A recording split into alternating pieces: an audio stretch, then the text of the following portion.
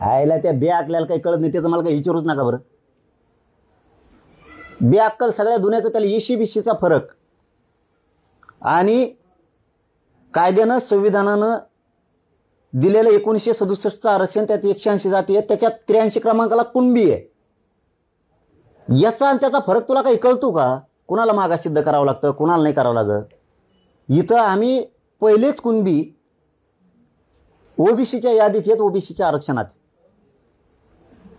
त्या यादीनुसारच मंडळनं 90ला 89ला आरक्षण दिले सगळ्याला.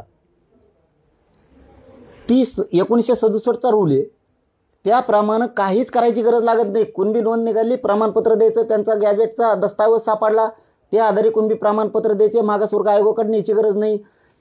ते येशी-बिशीचं इकडं कुठं जोडी तू? याच्यातून त्याच्यात तुला काही फरक कळतो का?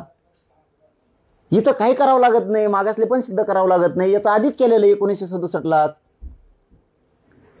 नवीन जाती घालायच्या असल्या किंवा नवीन त्यांना काही आरक्षण नवीन द्यायचं असलं वेगळं 50%च्या वरचं, आता 50%च्या आत्ता कोणाला देता येत नाही, मग ते मागासले पण त्याचं सिद्ध करावं लागतं. येशी-बिशीचा विषय वेगळा, ईडब्ल्यूचा विषय वेगळा, ओबीसी आरक्षणाचा विषय वेगळा.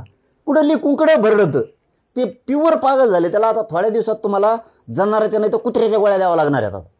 मोठमोठ्याला असं टप्पू टप्पू असतात, त्या पुढून खाल्ले की मागून पडत आहेत.